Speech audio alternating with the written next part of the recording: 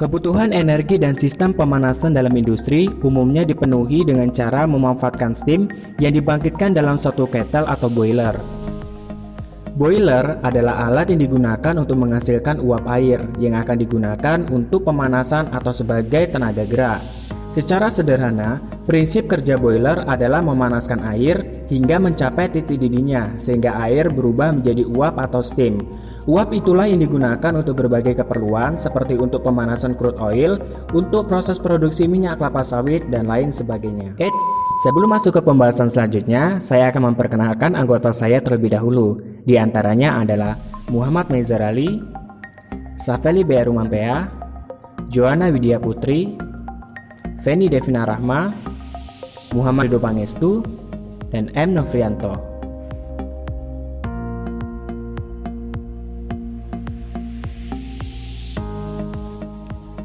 Sistem pengelolaan air umpan boiler adalah sistem yang terdiri dari beberapa teknologi yang memenuhi kebutuhan pengelolaan air umpan boiler. Mengolah air umpan boiler sangat penting untuk boiler bertekanan tinggi dan rendah. Air yang berasal dari sumur, sungai, danau, dan laut tidak dapat langsung digunakan untuk air umpan kettle. Air yang digunakan harus diolah terlebih dahulu karena jika tidak maka masa pakai kettle akan berkurang. Penggunaan air umpan kettle yang tidak memenuhi persyaratan akan menimbulkan beberapa masalah, di antara lain adalah pembentukan kerak, terjadinya korosi, dan pembentukan busa. Yang pertama adalah pembentukan kerak. Kerak pada kettle dapat terjadi karena pengendapan langsung dari zat pengotor pada permukaan perpindahan panas, atau karena pengendapan zat tersuspensi dalam air yang kemudian melekat pada logam dan menjadi keras.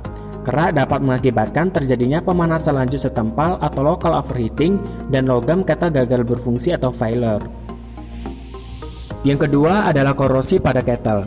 Korosi secara sederhana adalah perubahan kembali logam menjadi bentuk bijinya. Proses korosi sebenarnya merupakan proses elektrokimia yang rumit dan kompleks. Korosi dapat menimbulkan kerusakan yang luas pada permukaan logam. Penyebab utama timbulnya korosi antara lain pH air yang rendah, gas-gas yang terlarut dalam air seperti O2, CO2, dan lain sebagainya, serta garam-garam terlarut dan padatan tersuspensi. Kontak antara permukaan logam dan air menyebabkan terjadinya reaksi korosi yang dituliskan sebagai berikut. Reaksi di atas pada suatu saat akan mencapai keadaan kesetimbangan dan korosi tidak akan berlanjut.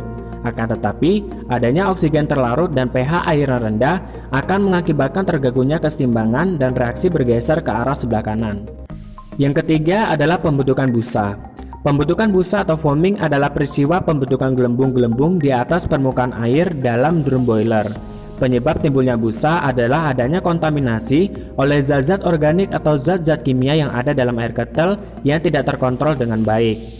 Busa dapat mempersempit ruang pelepasan uap panas dan dapat menyebabkan terbawanya air serta kotoran-kotoran bersama-sama dengan uap air. Kerugian yang dapat ditimbulkan oleh hal ini adalah terjadinya endapan dan korosi pada logam-logam dalam sistem kettle. Untuk mengatasi permasalahan di atas, perlu diterapkan persyaratan terhadap air umpan kettle. Berikut adalah persyaratan air kettle pada berbagai tekanan kerja.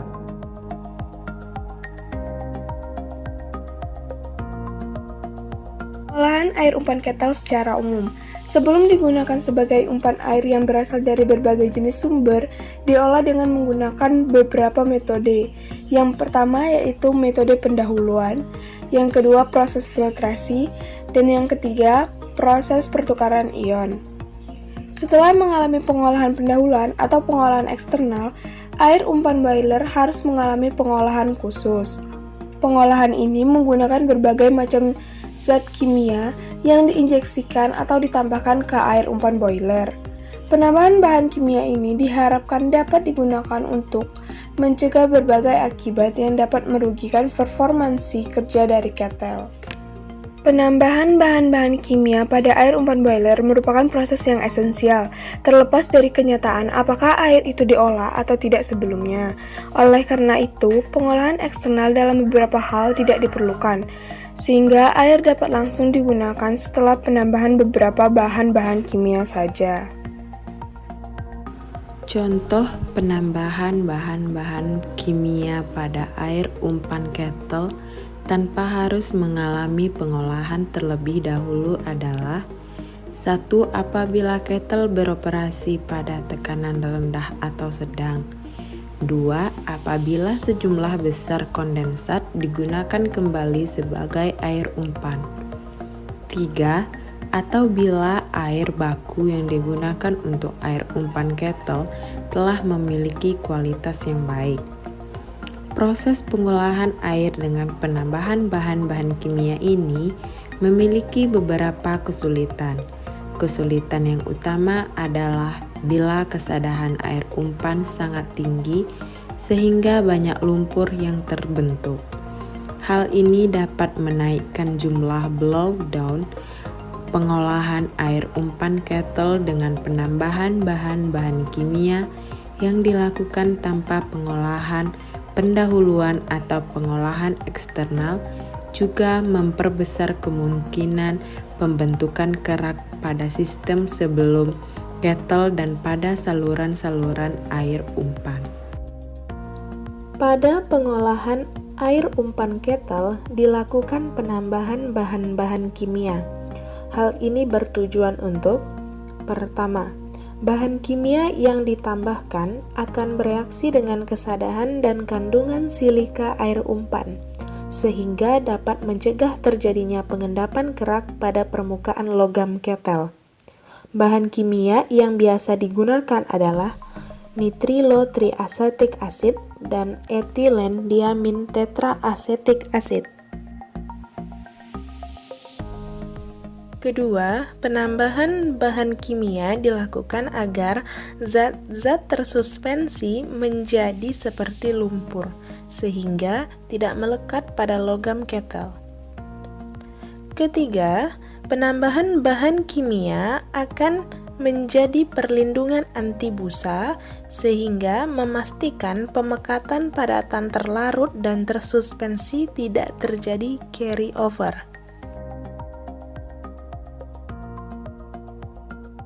Pada pengolahan air umpan kettle dilakukan penambahan bahan-bahan kimia.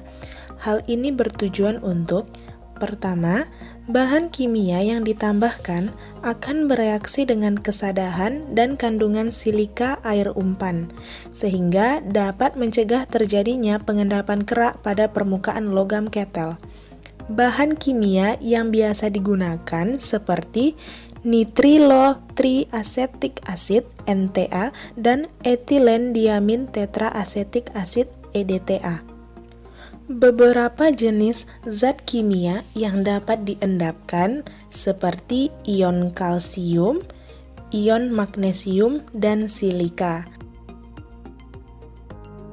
Tujuan penambahan bahan-bahan dalam proses pengolahan air umpan boiler. Salah satu cara untuk mencegah korosi pada kettle adalah dengan cara menghilangkan oksigen dari air dan menyediakan alkalinitas yang cukup. Bahan kimia yang biasanya digunakan untuk menghilangkan oksigen adalah natrium sulfit dan hydrazine. Reaksi yang terjadi pada proses ini adalah sebagai berikut. 2Na2SO3 ditambah O2 menjadi 2Na2SO4 dan N2H4 ditambah O2 menjadi H2O ditambah N2. Natrium sulfit digunakan pada proses ini karena: pertama, mempunyai kecepatan reaksi yang cepat pada temperatur rendah.